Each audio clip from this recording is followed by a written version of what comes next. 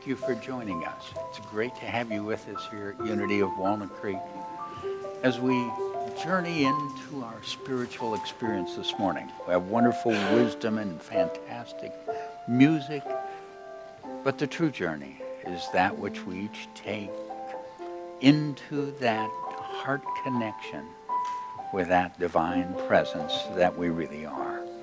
I invite you to let this wisdom, let the music be part of that stimulation to reach and touch the beauty of your being. Thank you.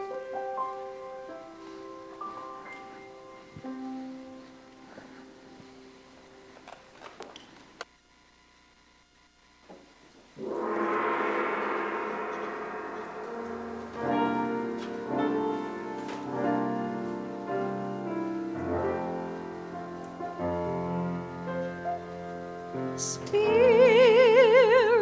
wings, you lift me over all the earthbound things, and like a bird my heart is flying free. I'm soaring on the song your spirit brings, O Lord of all. You let me see a vision of your majesty. You lift me up and you carry me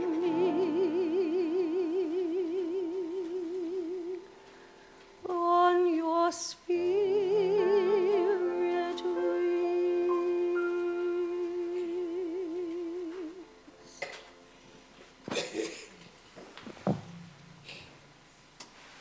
Please stand and join us in singing One in the Spirit.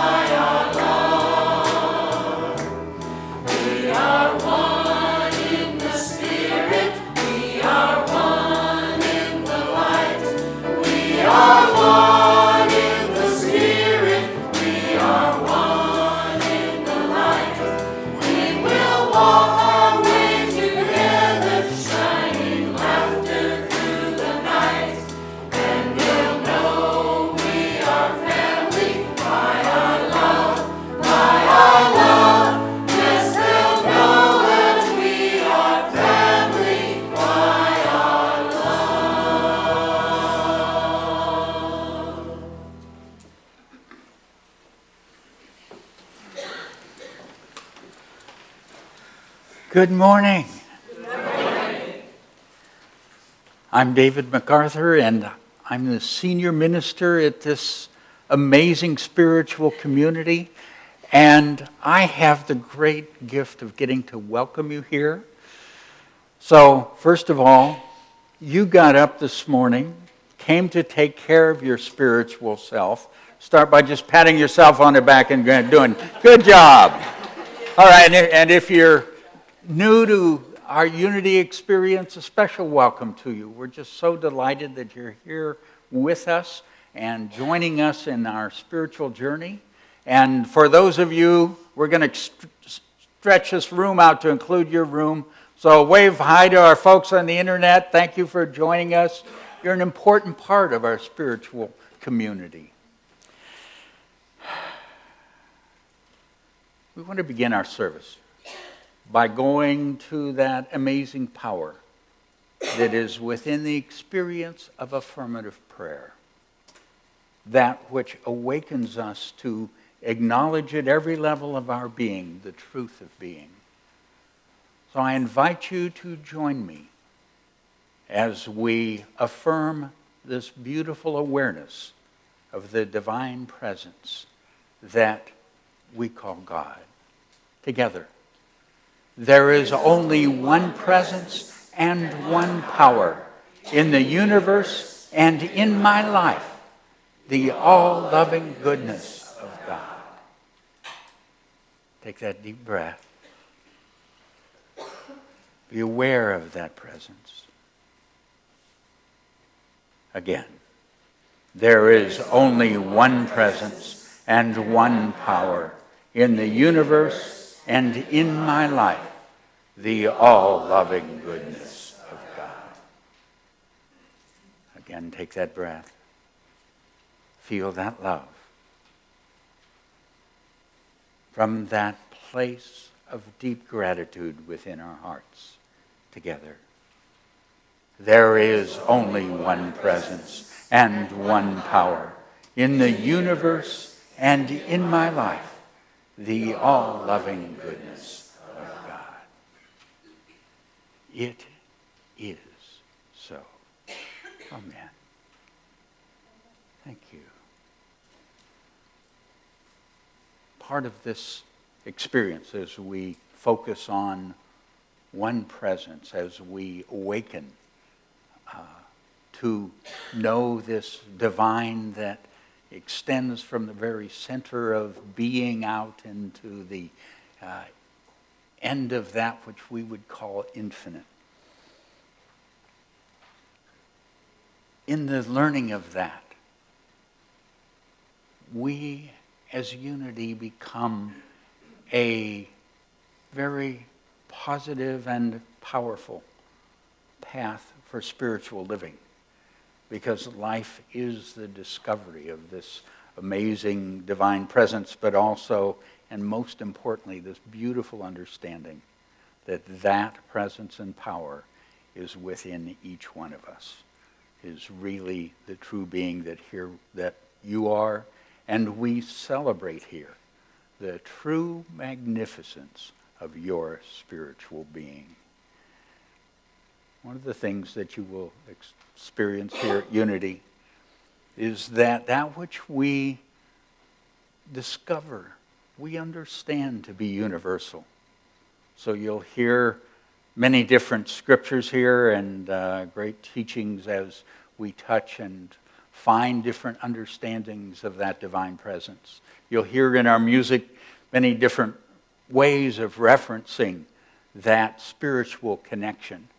And while we understand that is within each one of us, we really treasure the beautiful ways that the many paths to God have chosen to acknowledge and praise that beautiful experience. Now, today,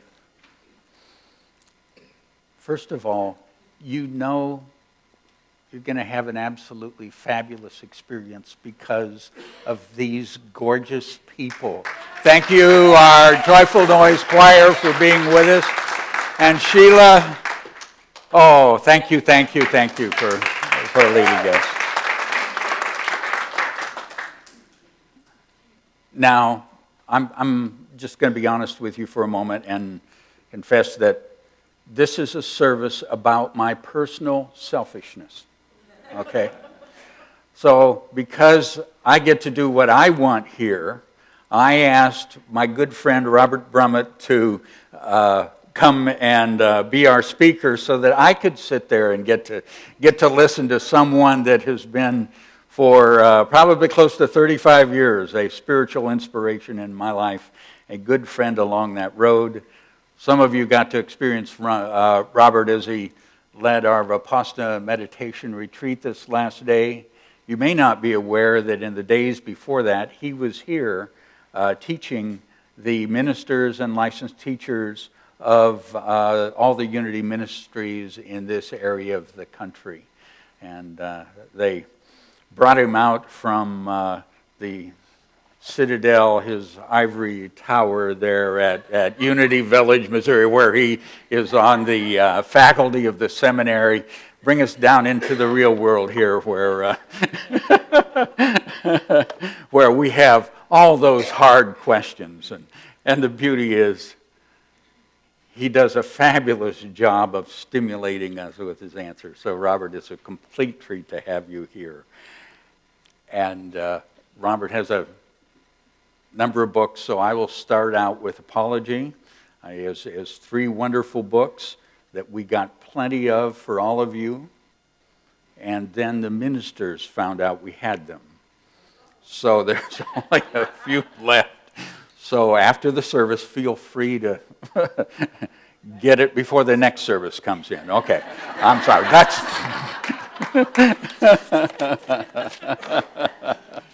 So I invite you to, at this time, enter into that beautiful, rich feeling experience in your heart and join the choir in singing our next song.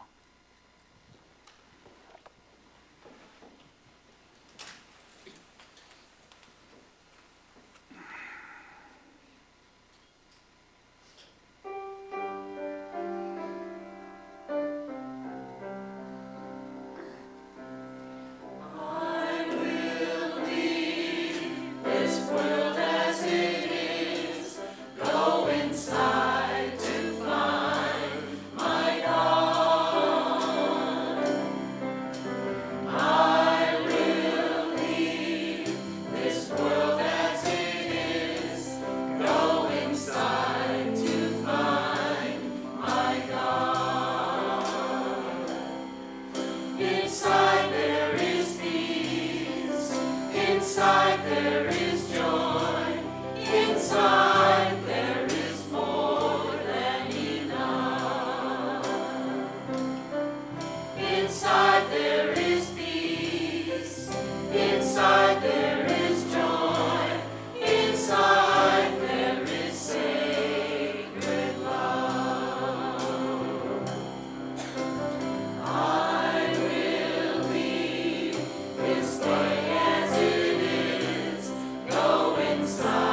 to find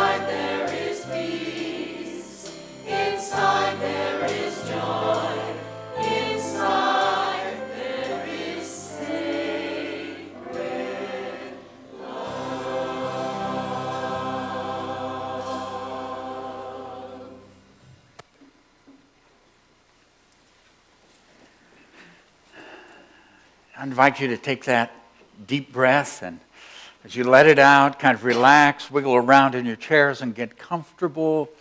Kind of wiggle those shoulders and just let any tension drain out from your body as we enter into our time of prayer and meditation together.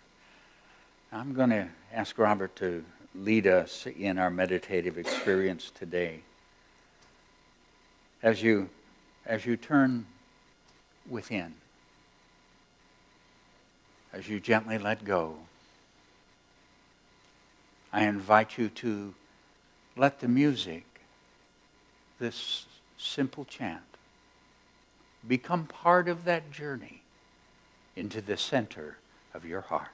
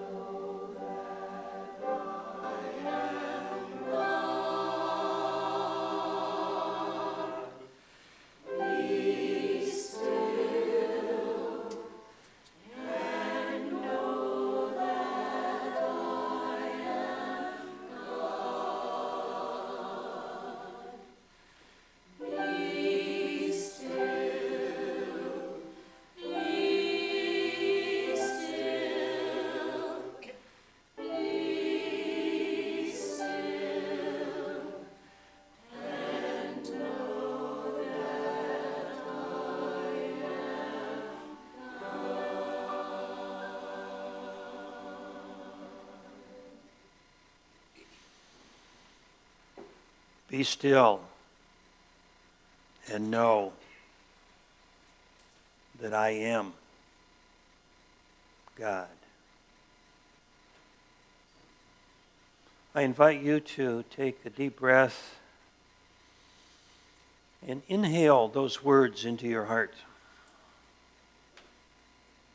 And with another breath, allow those words and the truth behind it to enter into every cell of your body. Be still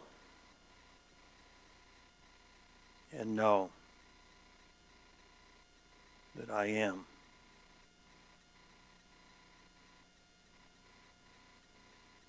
Experiencing that stillness as the very center of who and what you are.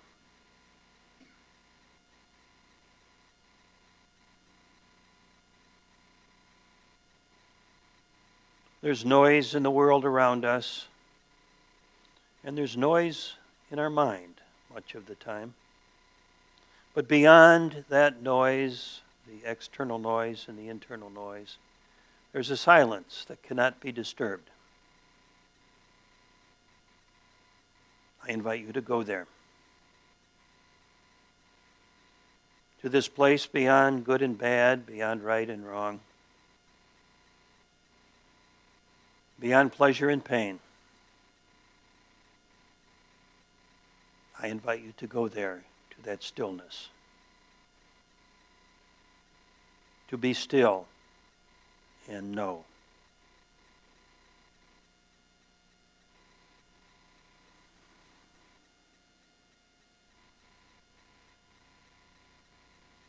That stillness is not something we can understand.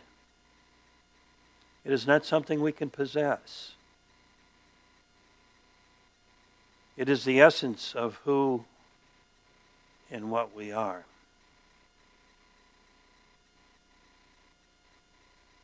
Coming home to the truth of our own being in the stillness.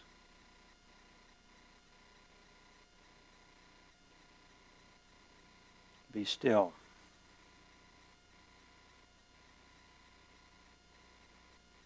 And with the external stillness, we may get closer to the internal stillness, to the source of our being itself.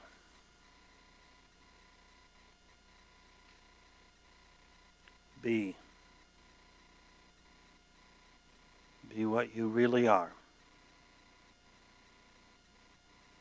resting in this essential nature,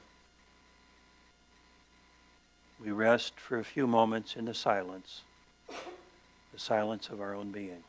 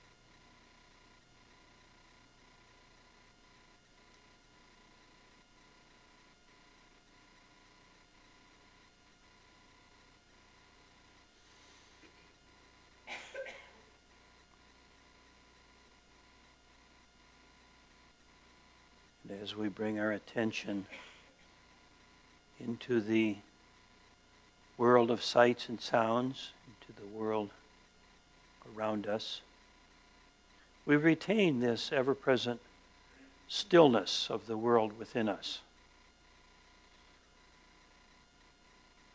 Standing in this stillness, we move into the activity of our everyday life. Knowing the truth, we step forward into who we really are.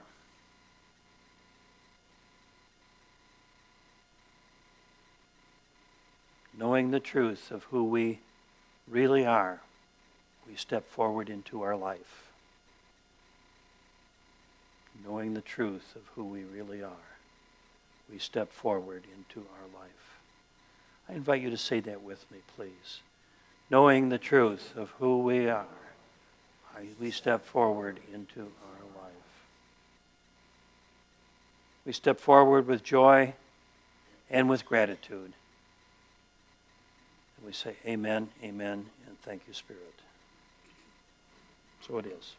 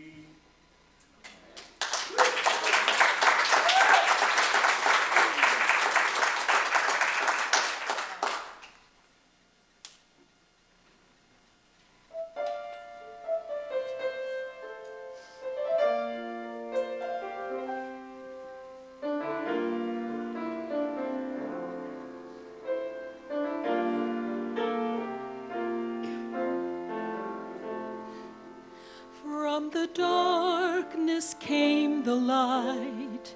Out of nothingness you made life. From before the world you were. Bless your name forevermore. Lord, according to your plan, you created every man just to glorify you and bless your name forevermore. I will bless your name. I will bless your name. I will bless your name forevermore. I will bless your name. I will bless your name. I will bless your name forevermore.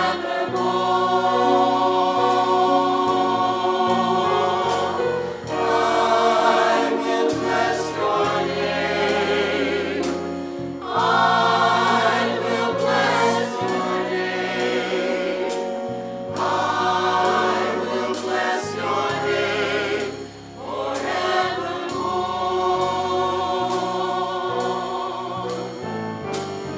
By your name I know my truth, love. In your name I find my nature, peace. From your name I gain my strength, power.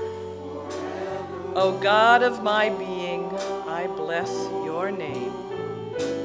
Forevermore I bless your name, from the valley to the hilltops, from sea to sea. Wherever I am, I bless your name forevermore. I will bless your name. I will bless your name. I will bless your name forevermore.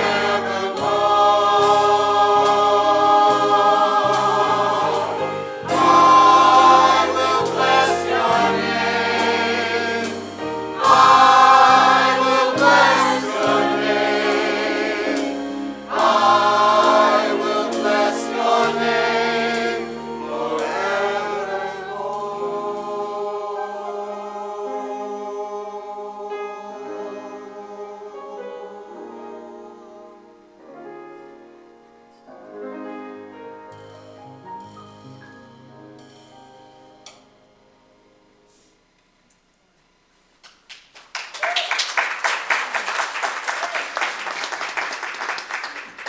Everybody, the Joyful Noise Choir. Thank you.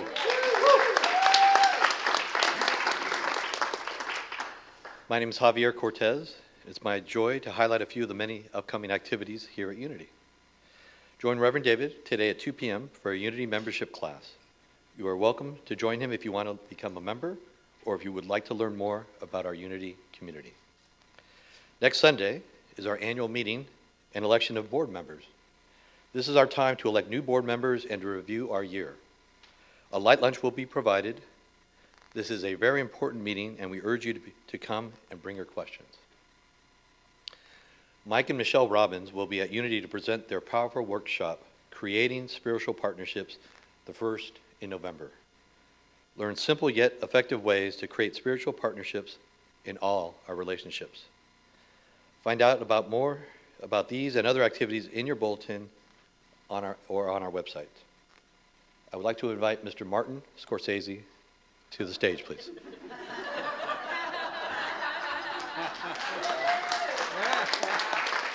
Lights, camera, action. On November 9th, I want my cast, crew, and all of you to dress in your Hollywood glitzy best, or come as you are, for a show-stopping good time. Unity goes Hollywood. The Golden Age will have so much fun, fanfare, and pizzazz that you simply have to be there for the dinner, the dancing, the raffles, and the auctions. Getting a seat to the show is easy. Just come out to the patio, buy your tickets for the event and the super raffle. If you want a part in the production, no auditions are necessary. There are plenty of parts and backstage positions that still need filling. So get out to the patio and see how you can join the cast and crew. Also, there are still some scenes that need some embellishment. So you can help by donating play dates, auction items, raffle gifts, and sweet creations for the dessert auction. Next Sunday, the 27th, is the deadline for these donations. So be a part of the plot and be a part of the fun. This is the stuff that dreams are made of. Okay, everybody, that's a wrap!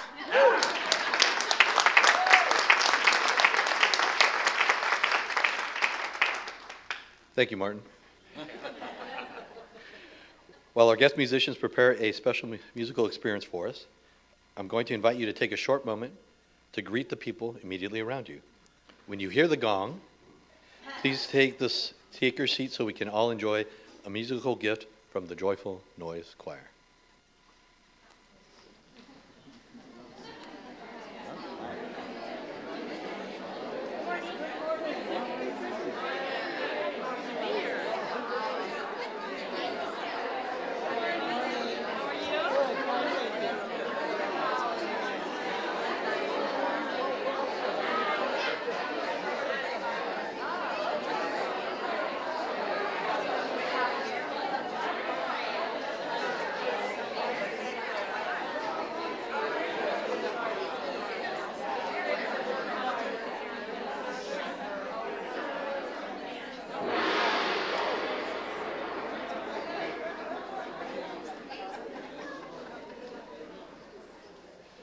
Please return to your seats while we open our hearts to beautiful music.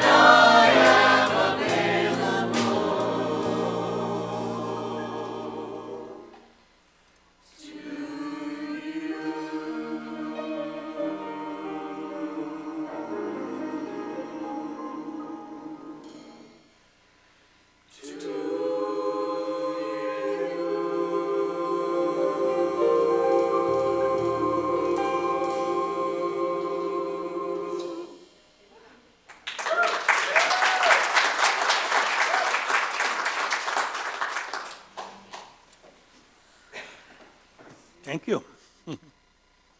Good morning.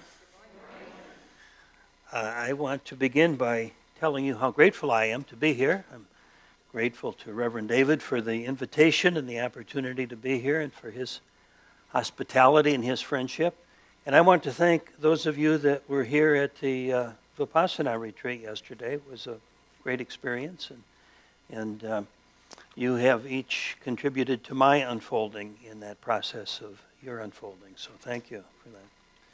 This morning I want to talk to you about something I'm calling the evolutionary impulse. The evolutionary impulse is something that's taking place within you right now. Typically we think of evolution in terms of a long time ago and something rather abstract and not related to me in this moment. But it is very related to you and I in this moment because it's occurring right now as we sit here, stand here, with every breath that we take. So let's get in touch with that evolutionary impulse. I invite you to put your hand in your heart, or you can feel, sometimes people feel their heartbeat at the neck a little more. So see if you can feel that, experience your heartbeat. It's really a wonderful thing to do, isn't it, to touch that?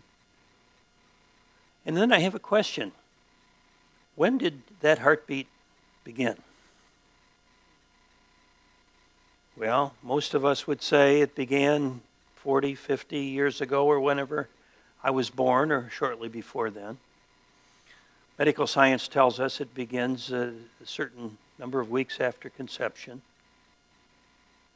And that's true to a degree. But it's also true to say that your heartbeat began almost 14 billion years ago. Because about 14 billion years ago, what occurred was what science now calls the Big Bang. It was the initial heartbeat of this universe. It was the beginning of everything that we know to be reality, to everything that we experience as the physical reality. That power, that intelligence, that love, that wisdom that brought the universe into being out of nothing, that's embedded in every beat of your heart. The universe is not done. And the fact that you're here is evident that it's not done, because you are here to finish the work that began 14 billion years ago, to do it in your own unique way. We are born of stardust, quite literally, and the same intelligence that created that stardust is at the core of your very being, and it's guiding your life and mine. That evolutionary impulse is not limited to our physical bodies, but it's innate in our consciousness as well. We experience it at many levels. I'd like to share with you a quote from one of my favorite authors by the name of Andrew Cohen. He says, "In those precious moments when we are most awake, something tugs at our hearts and beckons us to participate in life in a deeper purpose that is infinitely greater than our personal world." Have you ever had that experience where there's something very subtle but very powerful inside of you saying there's so much more than just this world that we've been conditioned to call reality? There's such a bigger life than just our personal biography. There's a greater purpose to my life and yours than simply to grow up and grow old and die and earn a living and all of the things that our culture tells us we're all about. There's so much more. In that intuitive impulse that we feel, that itself is part of the evolutionary impulse as well. You see. So it's not only the life of the body, but it's also the intelligence of the mind. It is the wisdom of the heart that is evolving from that Big Bang. I go on with Cohen. He says that energy is the evolutionary impulse, the impulse to evolve consciousness. And that's what we're going to talk more about, it's the evolving of consciousness. About 100,000 years ago, something very, very profound happened on our planet. You may not remember, but it happened. And it didn't happen in just an instant. It occurred over a period of time. And actually, 100,000 years ago seems like a long time.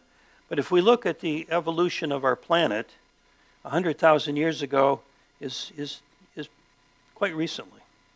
You know, if you were born at the Big Bang, okay, 100,000 years ago would be about 7 o'clock this morning.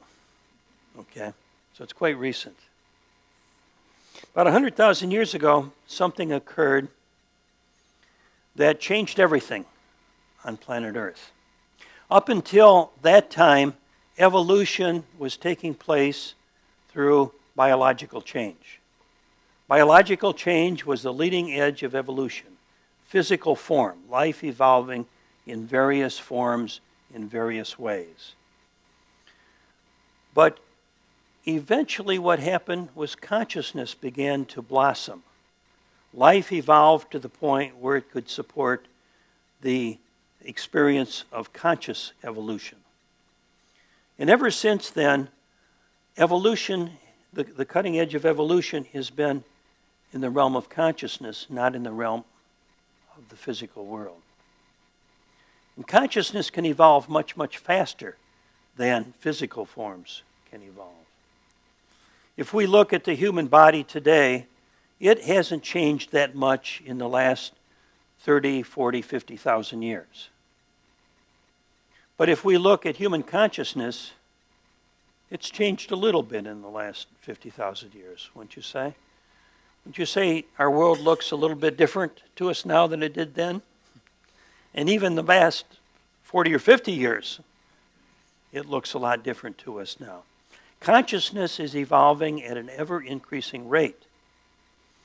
And so the cutting edge of evolution is not in biological transformation, but in the transformation of consciousness. So when I use the word evolution, I'm not talking so much about biological evolution, which is what we typically think of when we hear that word evolution, but I think in terms of the evolution of consciousness, because that's what's evolving the most rapidly.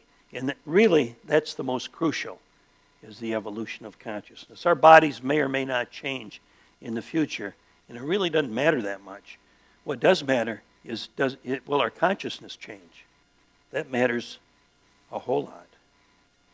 Because we have evolved in consciousness up to a very crucial place, we are at a crisis point in our evolution. And crisis doesn't mean necessarily catastrophe.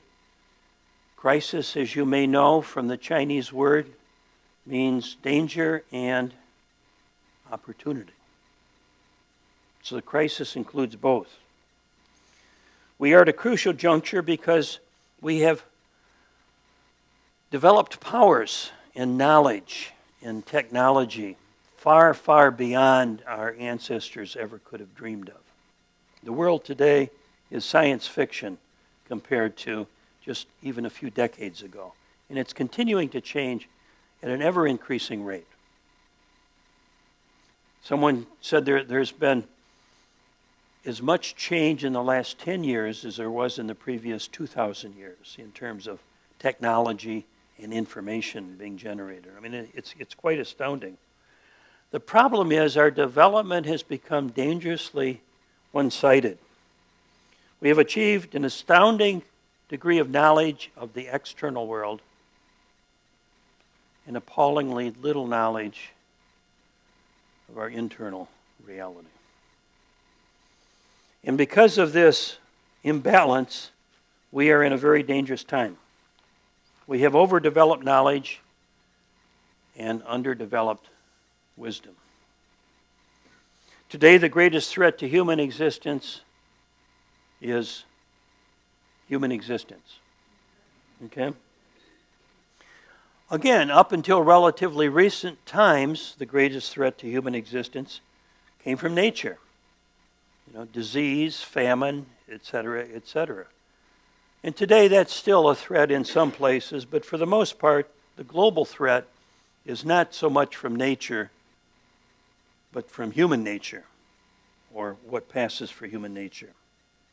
Conscious evolution is necessary for our very survival. We must become conscious of our own evolution.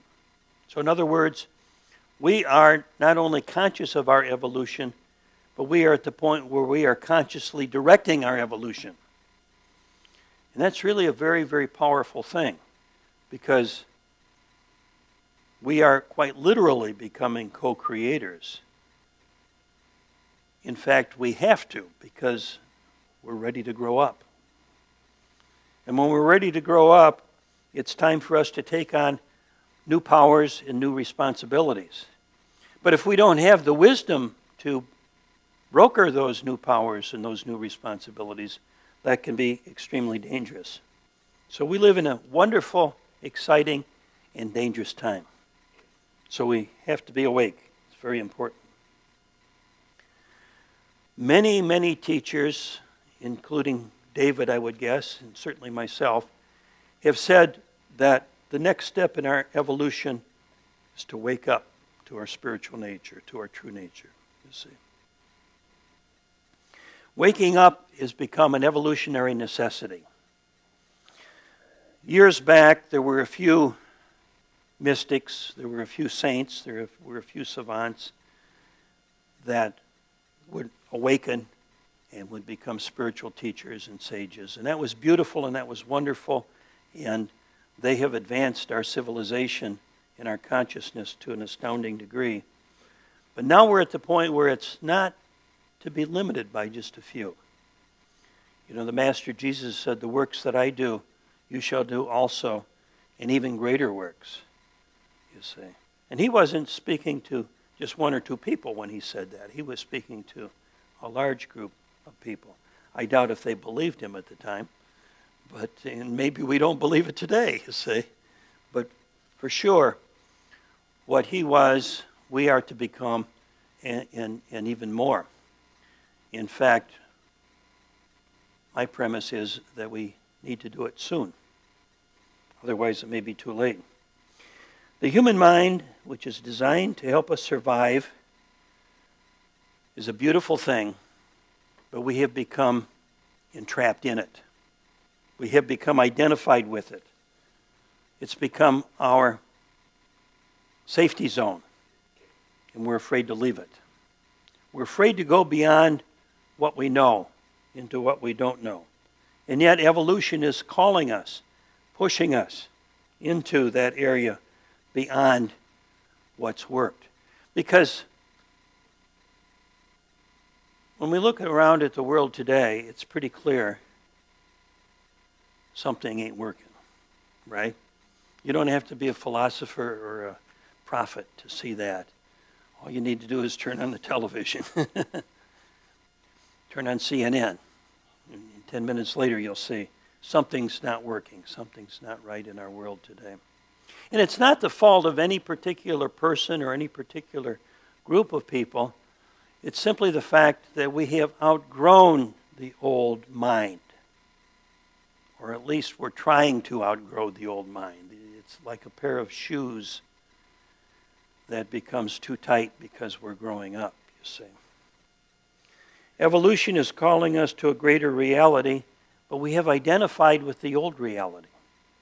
We have identified with our old survival strategies.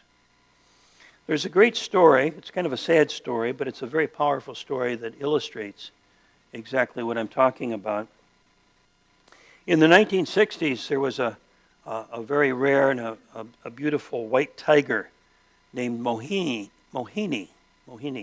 was given to the Washington, D.C. National Zoo. And Mohini was a beautiful wild creature, and in those days, in the 60s, they put animals in cages, probably about the size of this stage right here. And so Mohini was vibrant and alive, and she had lots of energy. And so she would spend her entire day pacing back and forth and back and forth. And maybe some of you have seen that, as I have remembered seeing when I was a kid, seeing the big cats in the cages, and they're just restlessly pacing back and forth. Well, as the years went by, the zoo modernized, and it developed a more natural and more spacious environment for many of the animals. So they created for Mohini this spacious compound of her natural surroundings with trees and caves and rocks and a waterfall and a pond. And so the zookeepers were very excited about turning Mohini loose into this new world and allowing her to revel in this beautiful and free environment. And so the day came when she was released into her new world. And to the dismay of the zookeepers, she ran straight for the far corner of the compound and began pacing in figure eight. And she continued to pace in that figure eight for the rest of her life. Mohini never got out of the cage. That cage became her security zone. And even though the physical bars were no longer there, those bars were implanted in her brain, so to speak. And that's a sad story. But what makes it especially sad is we can relate to Mohini, can we not? You see, we live in a world, a universe that is infinitely beautiful and spacious and free and alive. Yet we're still pacing in the cage that was created for us when we were young. And we needed that cage for a while. But when the bars were taken down, we didn't realize those bars were taken down because we had become so accustomed to our limitations. Mohini identified with her limitations, and so do we so often, so readily. We say we want to be free, and we do, and yet there's another part of us that wants to hold on to that safety zone. In other animals that have been caged up for many years, they have taken them out into the wilds, to the jungle, and they'll turn the animal loose, and the animal won't come out. And so sometimes they'll even offer food to bring the animal out and shut the door, lock them out. And the animal will still often hang around the cage for days and weeks afterwards, because there's something about the way we're wired, us mammals, us humans and tigers, that once we find something that works, we really don't want to let it go. Even though it's not working anymore, we still don't want to let it go. A quote from Marianne Williamson: "Our deepest fear is not that we are inadequate. Our deepest fear is that we are powerful beyond measure. It is our light, not our darkness, that most frightens us." So, yeah, we're very familiar with our limitations and our problems and our difficulties. And we think we want to let them go. But sometimes they feel safe. They can be familiar. Who would I be if I let this go? The story of the man at the pool of Bethesda for 38 years claims that he kept trying to be healed. And Jesus looked at him and said, you remember what he said? Do you want to be healed? Do you really want to be healed? You know, you've laid here for 38 years claiming you wanted to be healed, but I haven't seen much happen, you see. Because we as human beings, can become identified with our survival strategies. And so, life is calling us to go beyond that. We've moved from instinct to intellect, and now we are being called to the next level, the intuitive level. And we're fascinated by it, but we're also a little bit afraid to go there. And I'd like to close with this quote from Nikos Kazantzakis. I always have trouble in the morning. My tongue's not totally awake. Kazantzakis, who wrote Zorba the Greek. Very powerful story, wonderful story. Kazantzakis writes, "Blowing through heaven and earth and in our hearts and in the heart of every living thing is a gigantic breath, a great cry, which we call God. Plant life wished to continue its motionless sleep next to stagnant waters, but the cry leaped up within it and violently shook its roots. Away, let go of the earth, walk. Had the tree been able to think and to judge, it would have cried, I don't want to. What you are urging me to do is impossible. But the cry, without pity, kept shaking its roots and shouting, away, let go of the earth, walk. It shouted in this way for thousands of aeons, and lo, as a result of desire and struggle, life escaped the motionless tree and was liberated. Animals appeared, worms, making their home in water and in mud. We're just fine here, they said. We have peace. We have security. We're not budging. But the terrible cry hammered itself into their loins. Leave the mud. Stand up. Give birth to your betters. We don't want to. We can't. You can't. But I can.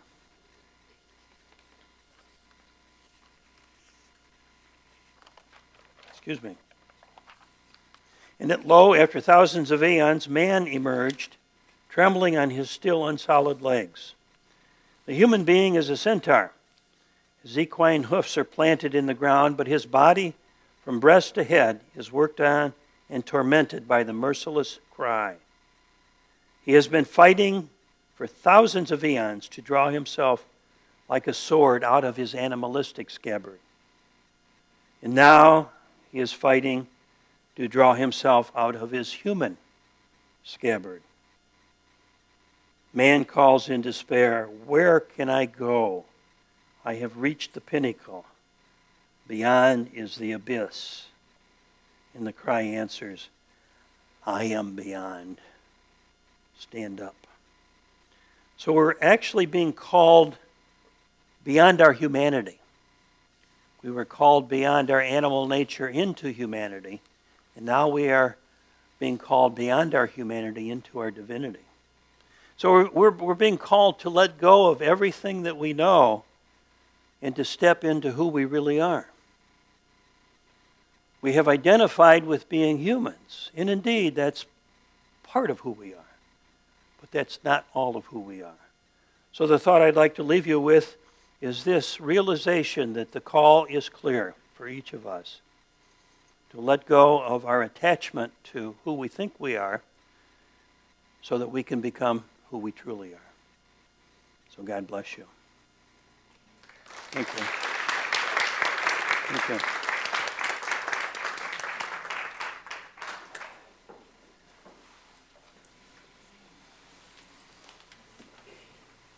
Please join us in singing God in Everything.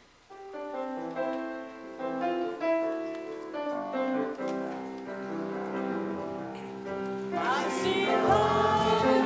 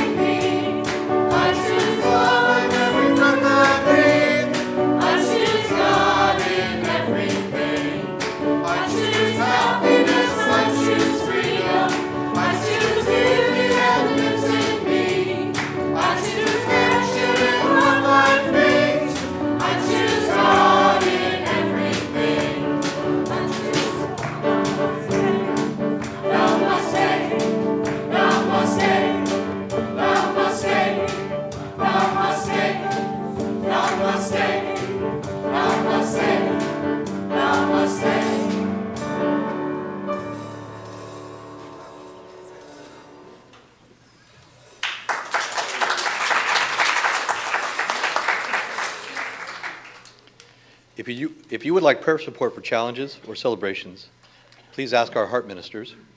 They will be available after the service here in the sanctuary or on the patio. Our heart ministers are wearing the lavender stoles. Now we have a new experience in our service.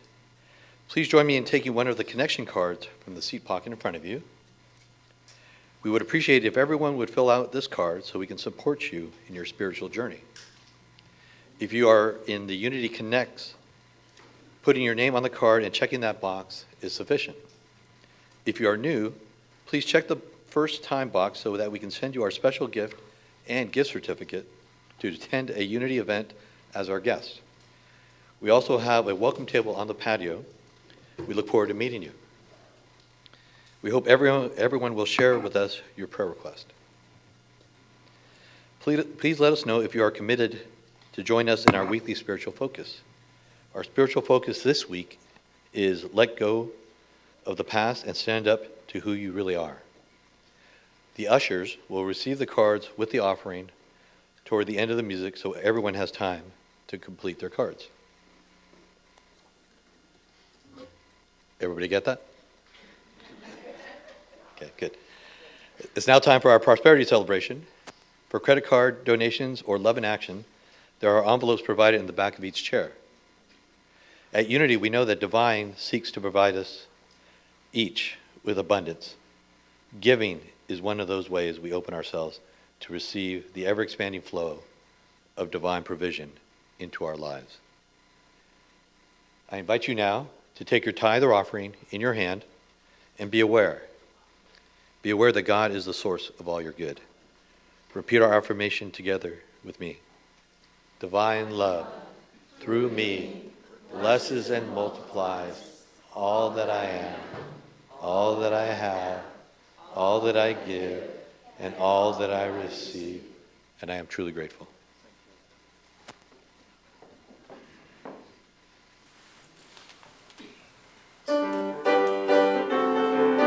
All right, sing with us. This little light of mine, I'm gonna let it shine. Come on. This little light of mine, I'm gonna let it shine.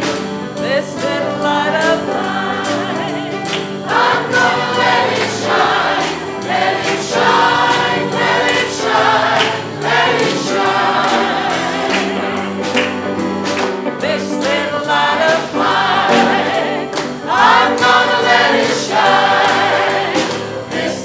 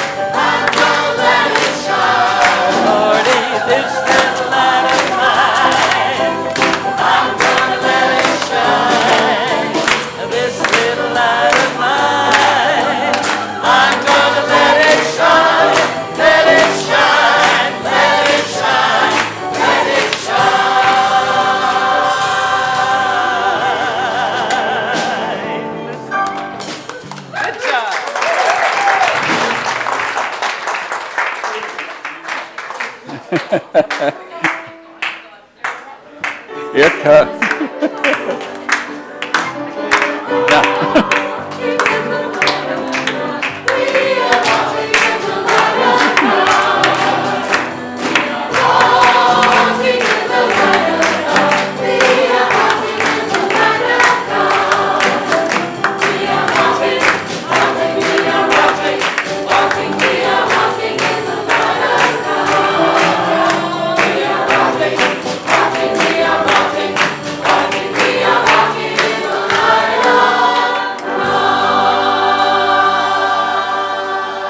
Join me in our new blessing for our children together.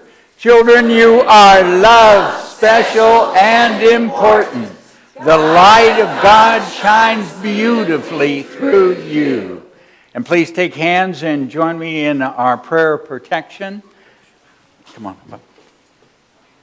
Together, the light of God surrounds us. The love of God enfolds us. The power of God protects us.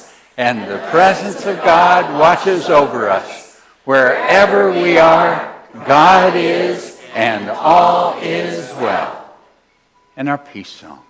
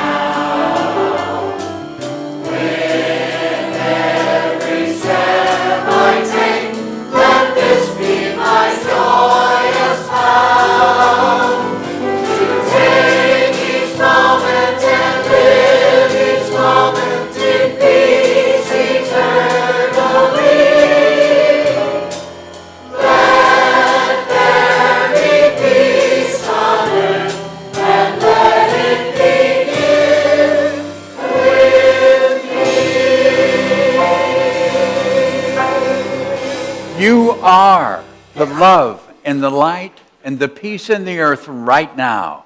So let it shine and have fun.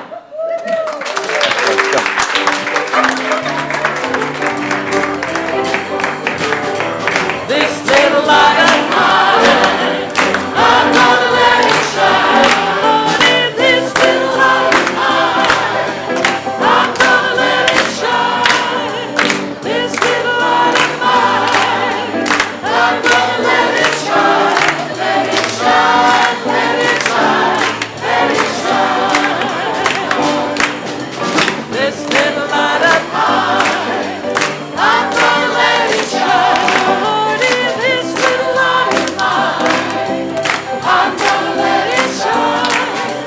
This little light of mine, I'm gonna let it shine. Let it shine, let it shine, let it shine. Everywhere I go, I'm gonna let it shine. Oh, yes, so everywhere I go, I'm gonna let it shine. Oh, yeah, everywhere I go, I'm gonna let it shine. Let it shine, let it shine, let it shine. Here at Light of